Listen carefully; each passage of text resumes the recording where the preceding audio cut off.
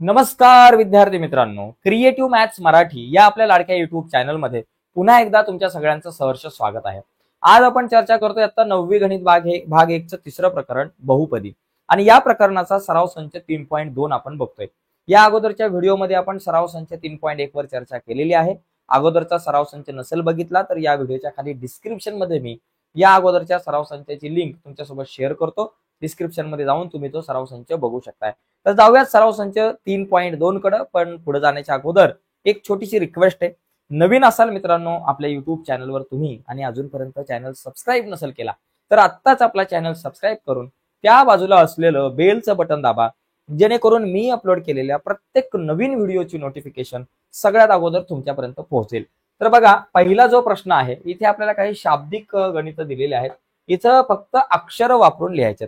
तर लाट गावात ए झाडे आहेत, झाडांची संख्या दरवर्षी बी ने वाढते, तर एक्स वर्षानंतर त्या गावात किती झाडे असतील। बघा, एका गावामध्ये ए झाडे आहेत। आता ए झाडं तर बाजूला राहू द्या, समजा एका गावामध्ये समजा 300 झाड आहेत। एक उदाहरण आपण म्हणू, गावात 300 झाड आहेत, पहिल्या वर्षी 300 झाडं आहेत आणि दरवर्षी झाडांची संख्या बी ने वाढते, म्हणजे झाडं आहेत 300 आणि दरवर्षी झाडांची संख्या समजा 10 ने वाढते किंवा दरवर्षी झाडांची संख्या 100 ने वाढते, दरवर्षी 100 झाडं वाढतात।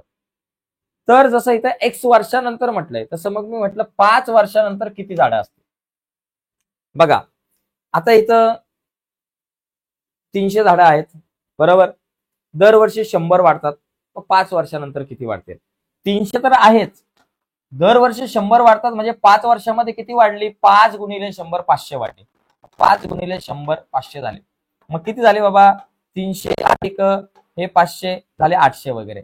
पण आपण काय केलं, गावामध्ये किती झाडं होती, 300 झाडं होती आणि दरवर्षी किती वाढतात, 100 वाढतात, गुणिले किती वर्ष आहेत, 5 वर्ष, असं केलं। तसंच इथं आहे, लाड गावात ए झाडे आहेत म्हणजे ए इतकी झाडं आहेत आणि दरवर्षी झाडांची संख्या बी ने वाढते, मग एक्स वर्षानंतर म्हणजे किती झाडं असतील, तर ए अधिक बी गुणिले एक्स एवढी झाडं असतील। तर असं आपल्याला या प्रश्नाचं उत्तर थोडंसं डोकं लावून व्यवस्थित बनवायचं। एकदम छोटाच प्रश्न आहे, सोपा आहे, जास्त टेन्शन नाही घ्यायचं। ठीक आहे, पुढे बघा, पुढचा मुद्दा आहे। आता इथे बघा, कवायतीसाठी एका रांगेत वाय मुले आहेत, अशा जर का एक्स रांगा केल्या तर कवायतीत एकूण किती मुलं असतील। समजा एका रांगेमध्ये 1 2 3 4 5 6 7, 1 2 3 4 5 6 7, 1 2 3 4 5 6 7 बरं का, 1 2 3 4 5 6 7। आता बघा, एका रांगेत, इथं मी उदाहरण सांगतो बरं का, एका रांगेत तुम्हाला समजण्यासाठी एका रांगेत किती मुले आहेत बाबा, इथं 7 मुले। ओके, एकूण किती रांगा आहेत, 4 रांगा। किती रांगा आहेत, 4 रांगा। आता एकूण किती मुलं असतील तुम्ही कसं काढणार, एक एक मोजाल का नाही। एका रांगेत 7 मुलं आहेत बरोबर का, एका रांगेत 7 मुले, 7 मुलं समजा म्हणजे वाय आहेत। ओके, आणि एकूण 4 रांगा आहेत म्हणजे एक्स रांगा आहेत। एकूण मुलं किती असतील कशी काढाल तुम्ही, 7 गुणिले 4 कराल की नाही, 7 चोक 28 असंच कराल। एका रांगेत 7 मुलं आहेत, एकूण 4 रांगा आहेत, एका रांगेमध्ये 7 मुलं आहेत, एकूण 4 रांगा आहेत। तर तुमचं उत्तर काढताना तुम्ही कसं काढणार की बाबा 7 चोक 28 असेल, म्हणजेच एका रांगेत असलेल्या मुलांची संख्या गुणिले एकूण रांगांची संख्या यांचा गुणाकार कराल। तसंच इथं एका रांगेमध्ये वाय मुलं आहेत आणि एकूण एक्स रांगा केल्यात म्हणजे एक्स गुणिले वाय, म्हणजे याचाच अर्थ तुम्ही काय असं पण लिहू शकता, एक्स वाय हे तुमचं उत्तर असणार आहे, एक्स वाय एवढी मुलं असतील। तर अशा प्रकारे आपल्याला हा प्रश्न सोडवता येईल। ठीक आहे, फक्त एवढंच लिहायचं, जास्त नाही। हे कॅल्क्युलेशन तुमच्या माहितीसाठी एक्स्ट्रा घेतलंय, हे काय लिहायची गरज नाही। ओके, पुढे बघा, पुढचा प्रश्न, 2 अंकी संख्येच्या एकक व दशक स्थानचा अंक अनुक्रमे एम व एन आहे। बघा, एकक स्थानचा अंक एकक स्थानचा अंक जर आपण बघितला तर तो काय बाबा एम, आणि दशक स्थानचा अंक जो आहे तो आपल्याकडे एन आहे। आता या ठिकाणी लक्षात घ्या, इथं आपल्याला एम आणि एन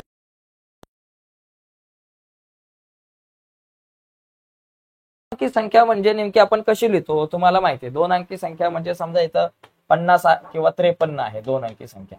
ओके, तर याच्यामध्ये एकक स्थानचा अंक जो आहे त्याला आपण म्हणतो हा 3 आणि दशक स्थानचा अंक आहे 5 आता याची जर तुम्ही फोड केली तर 53 म्हणजे काय असतं, 50 अधिक 3 असतं. 50 अधिक 3, 50 ची फोड कशी होते, 10 गुणिले 5 अधिक 3 होते. 10 गुणिले 5 अधिक 3 म्हणजे 10 गुणिले दशक स्थानचा अंक अधिक एकक स्थानचा अंक.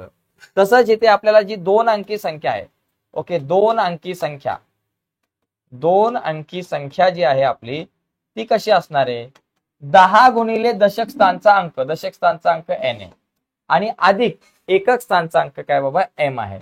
ओके, तर अशा प्रकारे आपल्याला एकक स्थानचा अंक m आणि दशक स्थानचा n आहे, तर 10n अधिक m हे आपलं उत्तर असणार. ठीक आहे, तर या ठिकाणी अशा प्रकारे आपल्याला हा पहिला प्रश्न जो आहे ज्याच्यामध्ये फक्त तुम्हाला बहुपदी चलांच्या रूपामध्ये बनवायची होती. आता आपण थोडंसं पुढे जाऊयात. पुढचा प्रश्न बघा काय या ठिकाणी, बहुपदींची बेरीज. एकदम सोपा प्रश्न आहे बघा. बेरीज करताना आपण काय करू, x घन वजा 2x चा वर्ग वजा 9 आणि अधिक 5x चा घन अधिक 2x अधिक 9 असं 2 कंसामध्ये लिहायचं. एकदम सिस्टमॅटिक जायचं.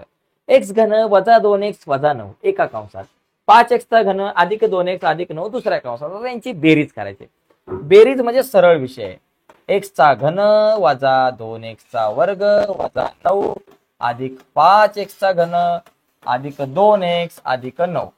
आता काय करायचं, इथं x घन एका बाजूला घ्यायचा, x वर्ग एका बाजूला घ्यायचं, x एका बाजूला घ्यायचं, सारखी सारखी पद एका बाजूला घ्यायची, सारखा घात असलेली.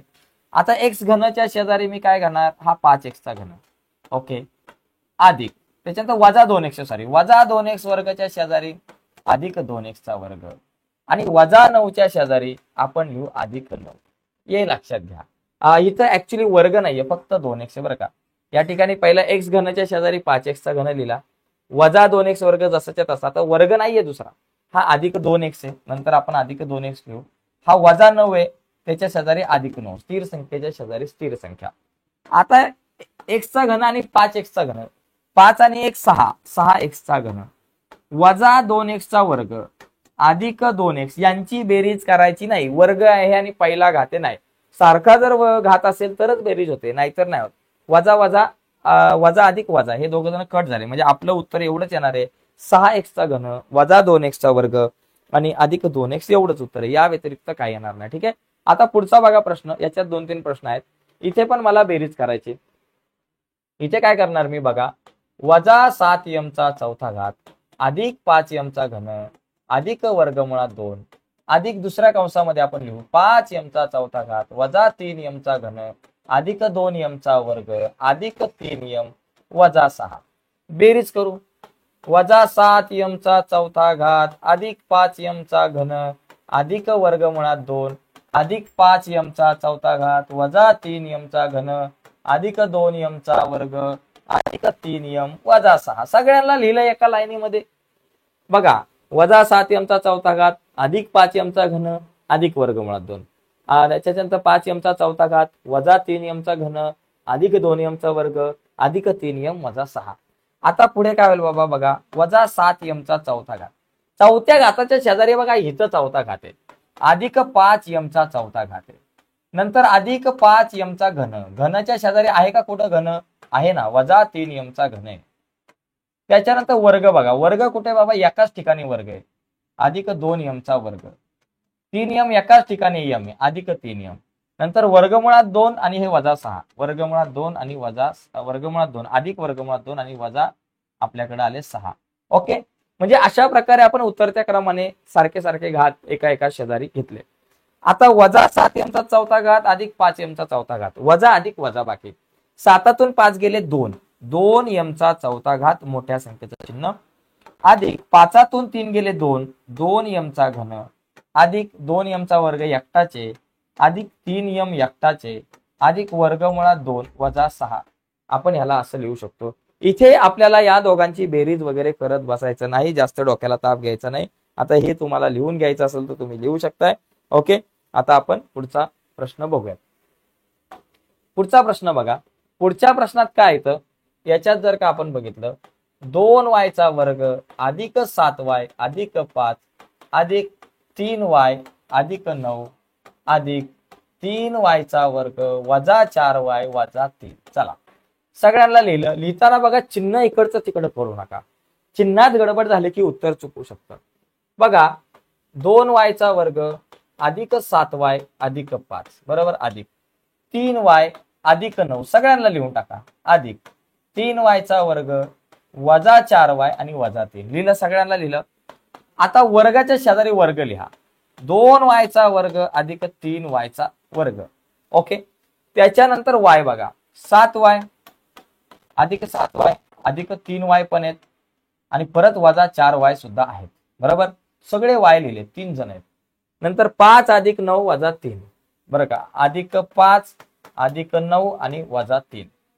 आता 2y वर्ग आणि 3y वर्ग 2 आणि 3 झाले 5 5y वर्ग 7 आणि 3 10 आणि 10 तून 4 गेले 6 अधिक 6y 9 आणि 5 झाले 14 14 तून 3 गेले 11 म्हणजे अधिक 11 म्हणजे 5y वर्ग अधिक 6y अधिक 11 हे आपलं उत्तर असणार आहे. तर अशा प्रकारे आपला हा प्रश्न झालेला आहे. बेरीज करा. आता पुढचा प्रश्न बघू.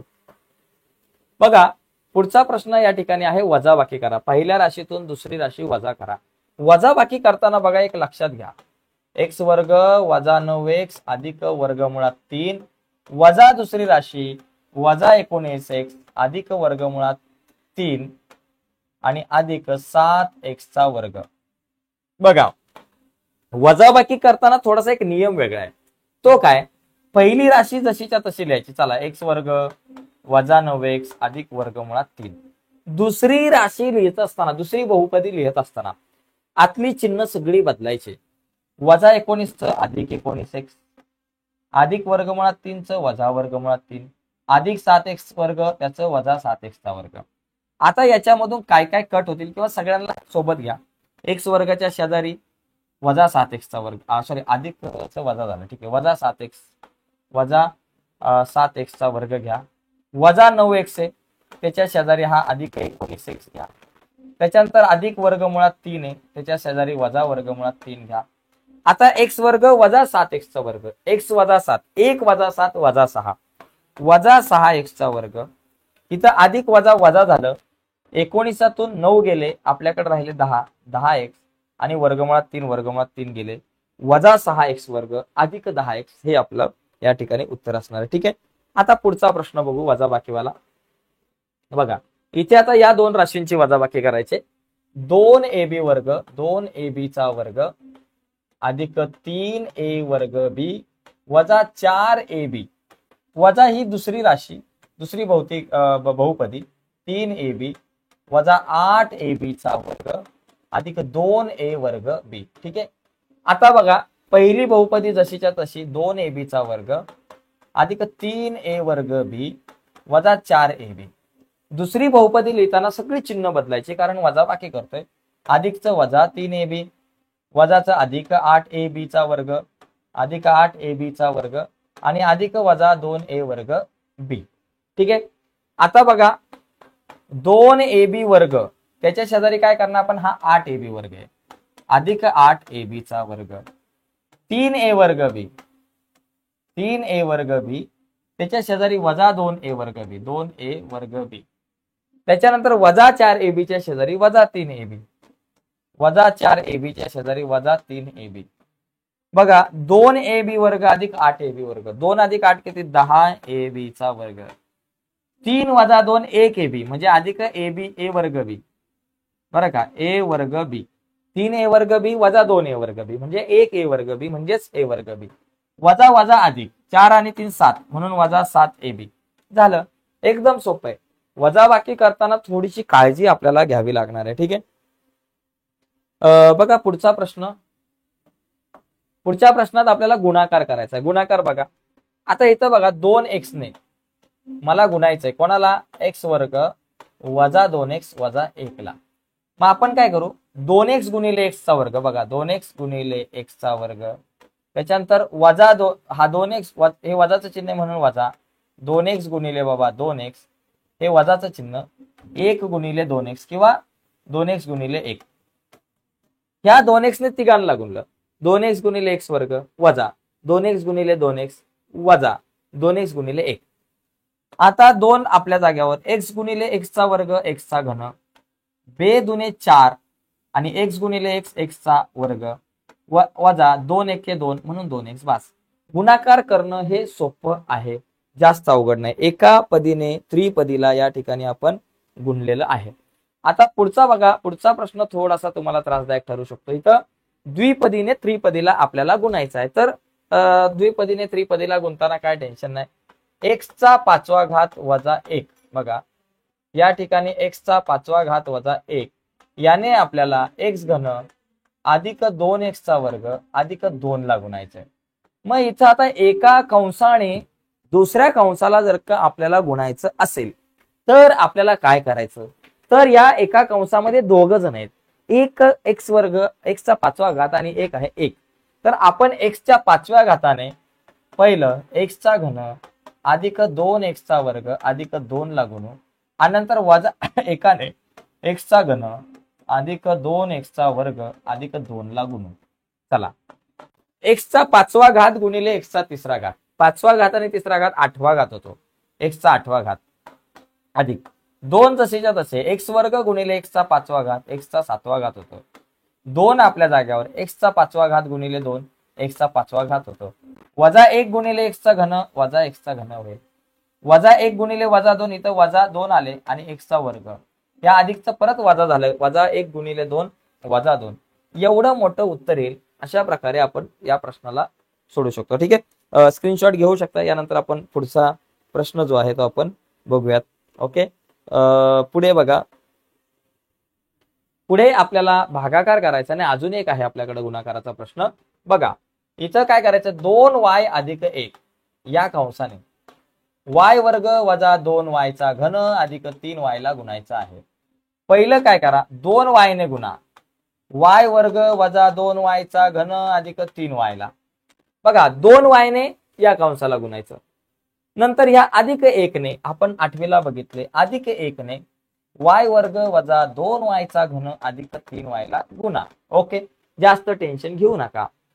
आता 2 आपल्या जाग्यावर y गुणिले y चा वर्ग y चा घन हे वजाचं चिन्ह 2 गुणिले बघा 2y गुणिले 2y चा घन. आता लक्षात घ्या 2y आणि 2y चा घन, मग पहिलं 2 गुणिले 2 करा 4 आणि y गुणिले y चा घन y चा 4था घात. बरं का, y गुणिले y चा घन y चा 4था घात होतो.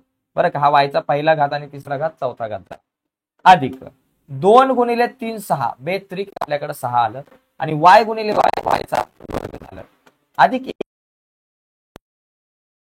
1 गुणिले y वर्ग 1 गुणिले 2y चा घन 2y चा घन 1 गुणिले 3y झालं. आता बघा, पहिला घ्या वजा 4y चा 4था घात लिहा.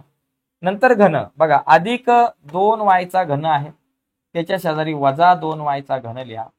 नंतर वर्ग आहे, अधिक 6y चा वर्ग, त्याच्या शेजारी आपल्याला लिहा हा y चा वर्ग आणि नंतर आपला 3y बिचारा एकटाच आहे. वजा 4y चा 4था घात आपल्या जाग्यावर, 2y घन गेले वजा झाले, 6y वर्ग आणि 1y वर्ग झाले 7y चा वर्ग आणि अधिक आपले 3y. तर अशा प्रकारे आपल्याला इथं बेरीज सुद्धा करायची, आतमध्ये गुणाकार सुद्धा. तर आता हा आपला झाला प्रश्न. यानंतर आपण पुढचा प्रश्न बघू, ज्याच्यात आपल्याला भागाकार करायचा आहे. बघा, पहिल्या बहुपदीला दुसऱ्या बहुपदीने भागा आणि उत्तर भाज्य बरोबर भाजक गुणिले भागाकार अधिक बाकी असं लिहा. तर मला पहिल्या बहुपदीला भागायचंय, x वजा 4 ने कोणाला भागायचं, आपल्याला x वजा 4 ने भागायचं आहे x घन.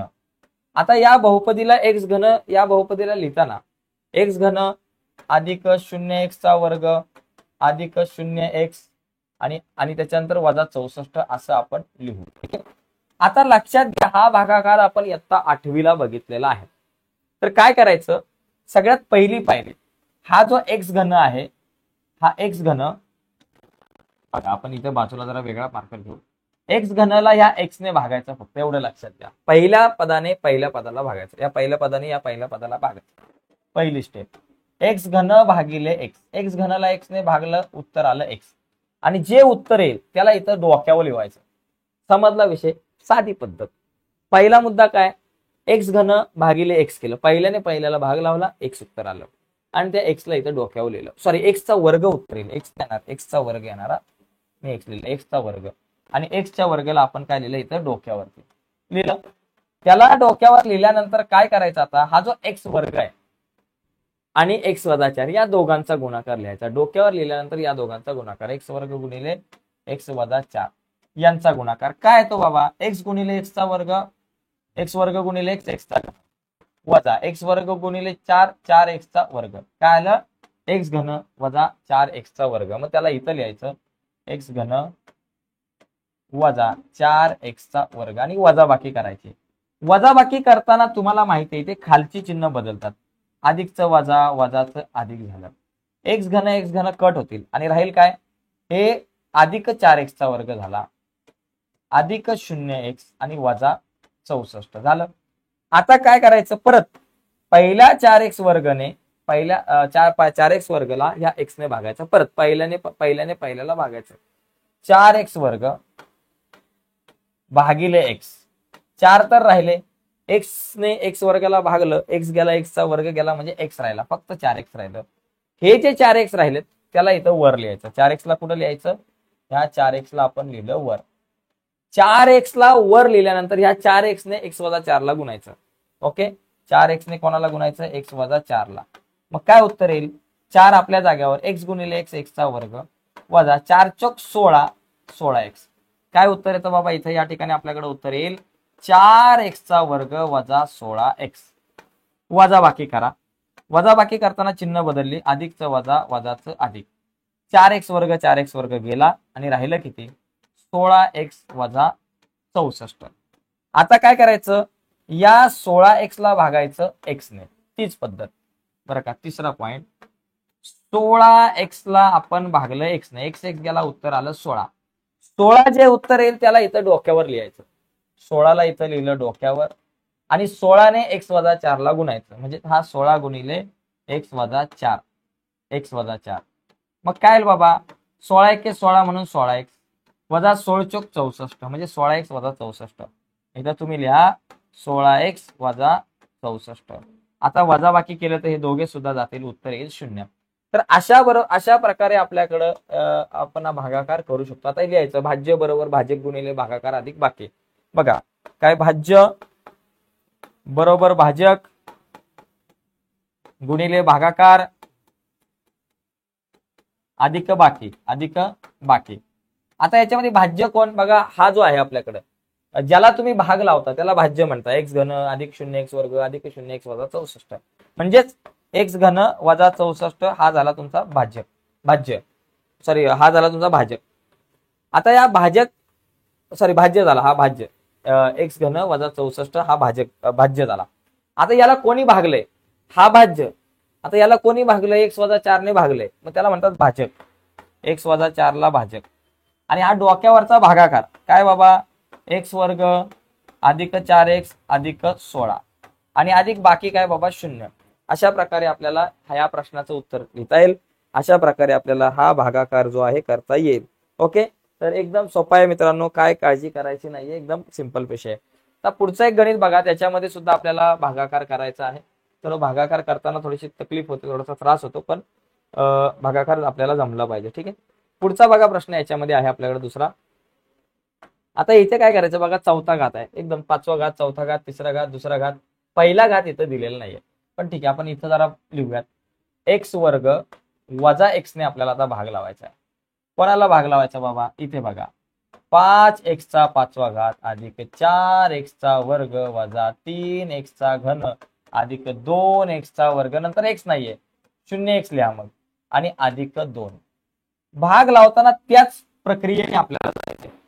पहिली पायरी मला काय करायचे, एक्सच्या 5व्या घाताने एक्स वर्गाला भाग लावायचा आहे. काय करायचं, एक्सच्या 5व्या घाताने आपल्याला भाग लावायचा आहे एक्सच्या वर्गाला. 5तून 2 गेले 3 म्हणजे एक्सचा घन आलं. आता एक्सचा घन कुठं लिहायचं, डोक्यावरती इथं लिहायचा एक्सचा घन लिहिलं आणि मग एक्स घनने एक्स वर्ग वजा एक्स ला गुणायचंय.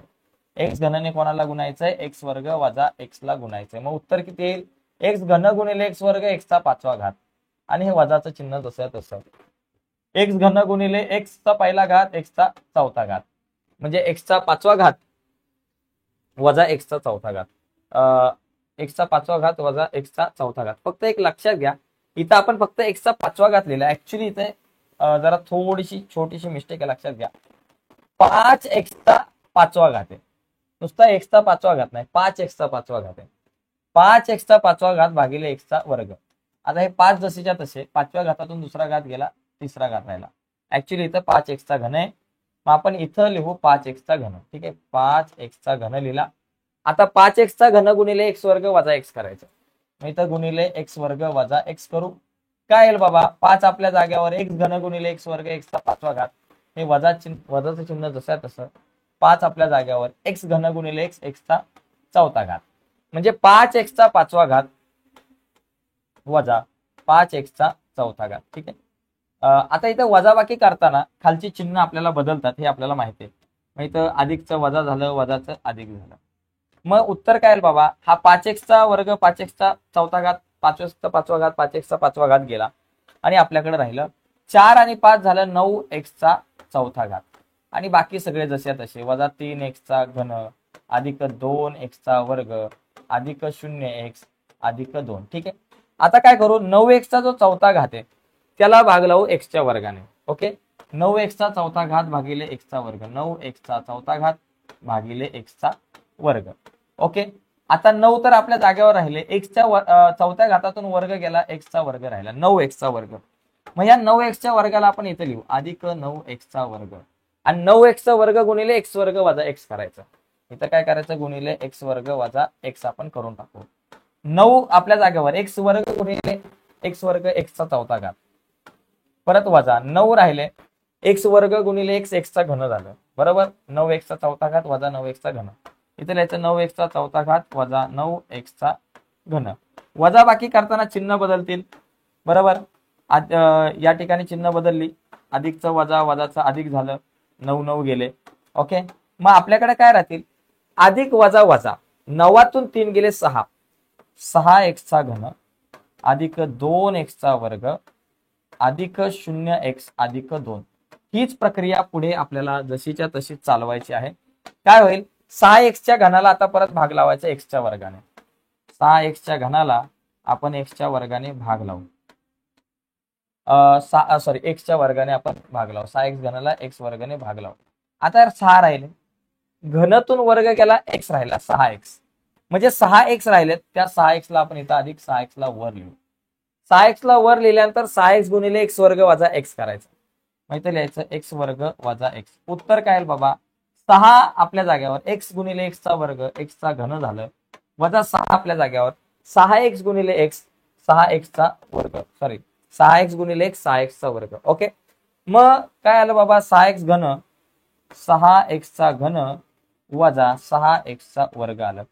मग आता इथं वजा बाकी करा, परत चिन्ह या ठिकाणी बदलतील, अधिकचं वजा वजाचं अधिक राहील, 6 एक्स घन गेलं, आणि मग राहिलं 2 आणि 6 झाले 8 एक्सचा वर्ग अधिक 0 एक्स अधिक 2.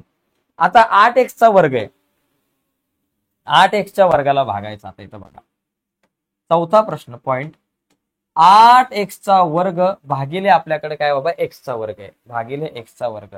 एक्स वर्ग गेला, उत्तर आलं फक्त 8. ओके, 8 आलं, ते 8 ला इथं लिहिलं. आता 8ने एक्स वर्ग वजा एक्स ला गुणायचं, 8ने कोणाला गुणायचं, एक्स वर्ग वजा एक्स ला गुणायचं. काय आलं उत्तर, 8 गुणिले एक्स वर्ग 8 एक्स वर्ग आणि वजा आपलं 8 एक्स. ओके, 8 एक्स वर्ग वजा 8 एक्स. इथं लिहायचं 8 एक्सचा वर्ग वजा 8 एक्स. वजा बाकी करतोय, वजा बाकी करताना चिन्ह बदलतील, बरं का. इथं वजा बाकी करतोय तर चिन्ह बदलतील, अधिकचं वजा वजाचं अधिक, 8 एक्स वर्ग गेला, 0 अधिक 8 0 अधिक 8 काय झालं बाबा 8 एक्स झाले, आणि अधिक आपले 2 झाले. तर अशा प्रकारे आपल्याला या प्रश्नाचं उत्तर लिहिता येईल. आता याच्यानंतर मला काय करायचंय, भाज्य गुणिले भागाकार अधिक बाकी. आता भाज्य म्हणजे हे सगळं लिहायचं, बरोबर. भाज्य म्हणजे बघा, आता भाज्य म्हणजे याला लिहितो सगळ्यांना मी, 5 एक्सचा वर्ग मागाशी सूत्र तुम्हाला सांगितलंय, अधिक 5 एक्सचा 4था घात 5वा घात 5 एक्सचा 5वा घात अधिक 4 एक्सचा 4था घात वजा 3 एक्सचा 3रा घात. ओके, अधिक 2 एक्सचा वर्ग आणि त्याच्यानंतर अधिक 2. ओके, हा झाला तुमचा भाज्य, बरोबर. भाजक म्हणजे एक्स वर्ग वजा एक्स वर्ग वजा एक्स गुणिले भागाकार. भागाकार बघा, 5 एक्सचा घन अधिक 9x चा वर्ग अधिक 6x अधिक 8 अधिक 6x अधिक 8 आणि अधिक बाकी काय बाबा 8x अधिक 2 बाकी आहे 8x अधिक 2. तर भागाकार जरा मोठा होता पण आता 8वीला आपण बघितलाय. त्याला घ्या, लिहून घेऊ शकता किंवा याचा स्क्रीनशॉट वगैरे तुम्हाला घ्यायचा असेल तर तुम्ही घेऊ शकता. चला पुढे जाऊ. आता पुढचा जो प्रश्न आहे प्रश्न क्रमांक, आता हे 2 भागाकाराची गणित होती आणि पुढचा एक प्रश्न आहे, मला तर वाटतं हा शेवटचा 6वा प्रश्न आहे. याच्यामध्ये मला काय करायचं, या प्रश्नाचा जर आपण विचार केला तर खालील माहिती पदावलीच्या रूपामध्ये लिहा आणि पदावलीला सोपे रूप द्या. तर ही माहिती काय, एका आयताकृती शेताची लांबी. आता हे आयताकृती आपल्याकडे एक शेत आहे बरोबर, आयत आहे, आयताकृती शेत. आता आयताचे सगळे कोण 90 मापाचे आणि त्याचबरोबर दोन समोरासमोरील बाजू एकरूप आहे. शेताची जी लांबी आहे आपल्याकडे, आयताकृती शेताची लांबी, आता आयताकृती शेताची लांबी आपल्याला किती दिली, 2a वर्ग अधिक 3b चा वर्ग ही लांबी आहे. आणि रुंदी जी आहे ती आपल्याकडे दिलेली आहे a अधिक b वर्ग, a वर्ग अधिक b वर्ग. लक्षात घ्या, लांबी 2a वर्ग अधिक 3b वर्ग आणि रुंदी a वर्ग अधिक b वर्ग आहे. शेतकऱ्याने शेतामध्ये a वर्ग अधिक b वर्ग मीटर बाजू असलेल्या चौरसाकृती जागेवर घर बांधले. आता एक घर बांधलेलं आहे, इथे एक चौरसाकृती जागा आहे अशी. आता ही जागा समजा कुठेही बांधली, आता ही जागा जी आहे ती जागा जी आहे त्या जागेचा आकार आहे चौरस. चौरस म्हणजे या सगळ्या बाजू एकरूप, चौरस म्हणजे सगळ्या बाजू एकरूप झाल्या.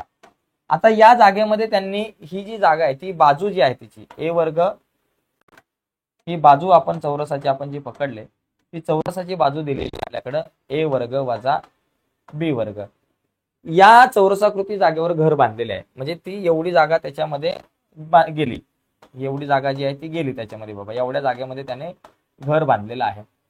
तर उरलेल्या शेताचे क्षेत्रफळ, आता उरलेल्या शेताचे क्षेत्रफळ म्हणजे काय बघा. पहिला मुद्दा, मला उरलेल्या शेताचं क्षेत्रफळ काढायचं. आता आयताकृती एवढं शेत आहे ज्याची लांबी 2a वर्ग अधिक 3b वर्ग, रुंदी a वर्ग अधिक b वर्ग आहे बरोबर. तर हे आयत आहे, आयताकृती शेत. त्याच्यामध्ये ह्या चौरसाकृती शेत जो भाग आहे शेताचा हा एवढा, ज्याची बाजू a वर्ग वजा b वर्ग आहे, एवढ्या भागात त्यांनी घर बांधलेलं आहे. तर हा उरलेला जो भाग आहे त्याचं क्षेत्रफळ काढायचं. मग आपण काय करू, आयताच्या क्षेत्रफळामधून या चौरसाचं क्षेत्रफळ वजा केलं तर मला उरलेल्या भागाचं क्षेत्रफळ मिळेल. मग आपण काय करू, आयताचे क्षेत्रफळ काढू. आयताचे क्षेत्रफळ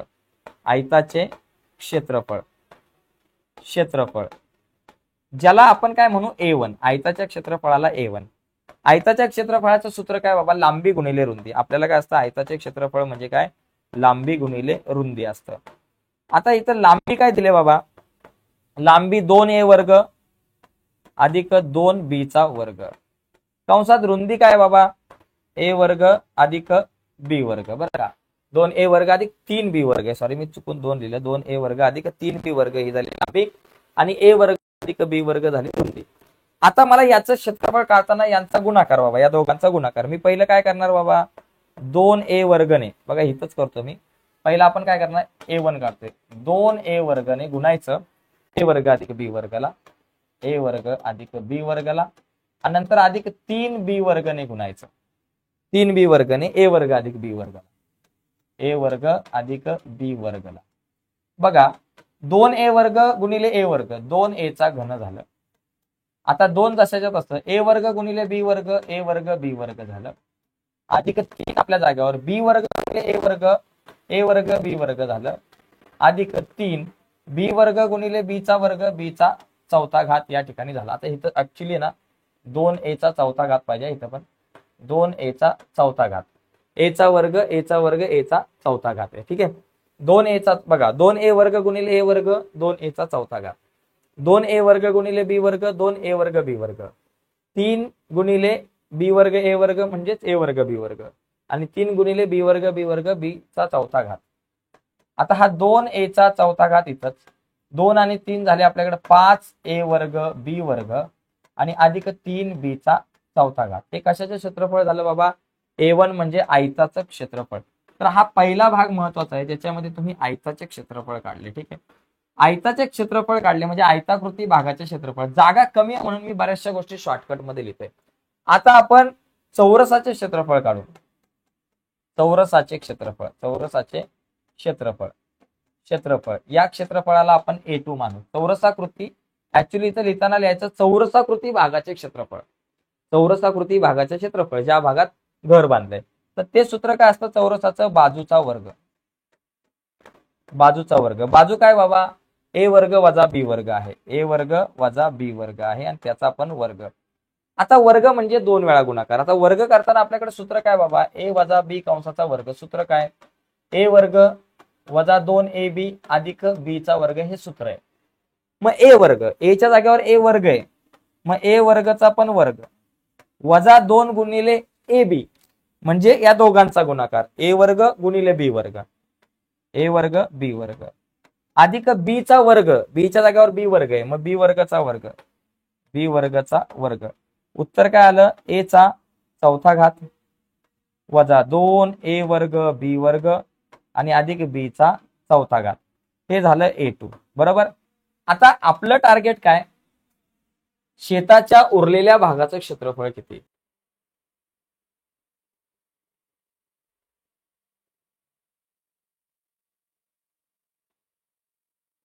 ओके, तर बघा आता इथे लिहू उरलेल्या भागाचे क्षेत्रफळ, उरलेल्या शेताचे क्षेत्रफळ, उरलेल्या शेताचे क्षेत्रफळ, शेताचे क्षेत्रफळ.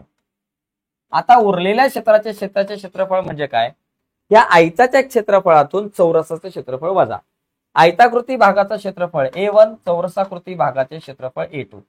आता आयताकृती क्षेत्राचे क्षेत्रफळ काय बाबा, 2a चा चौथा घात अधिक 5a वर्ग बी वर्ग अधिक 3b चा चौथा घात. बघा 2a चा चौथा घात अधिक 5a वर्ग बी वर्ग अधिक 3b चा चौथा घात. वजा करायचंय कोणाला, A2 ला, म्हणजे शेतामध्ये जे काही घर बांधलंय चौरसाकृती त्या भागाचं क्षेत्रफळ. a चा चौथा घात वजा 2a वर्ग बी वर्ग अधिक b चा चौथा घात, ही वजाबाकी.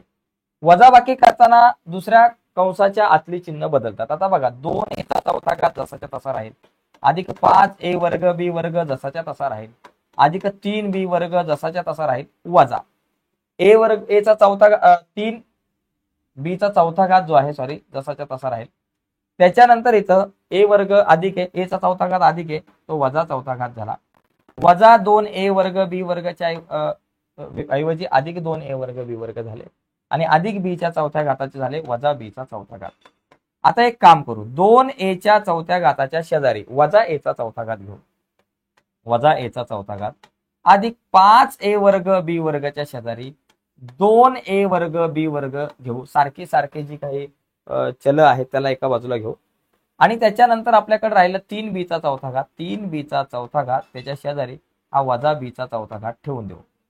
आता बघा 2a च्या चौथ्या घातातून 1a चा चौथा घात गेला, फक्त a चा चौथा घात राहिला अधिक 5a वर्ग बी वर्ग 2a वर्ग बी वर्ग 5 आणि 2 7a वर्ग बी वर्ग झालं आणि अधिक 3b च्या चौथ्या घातातून b चा चौथा घात गेला, 2b चा चौथा घात उरला. म्हणजे a चा चौथा घात अधिक 7a वर्ग बी वर्ग अधिक 2b चा चौथा घात मीटरचा वर्ग असं उत्तर येईल. मीटर वर्ग फक्त शेवटी लिहायचं.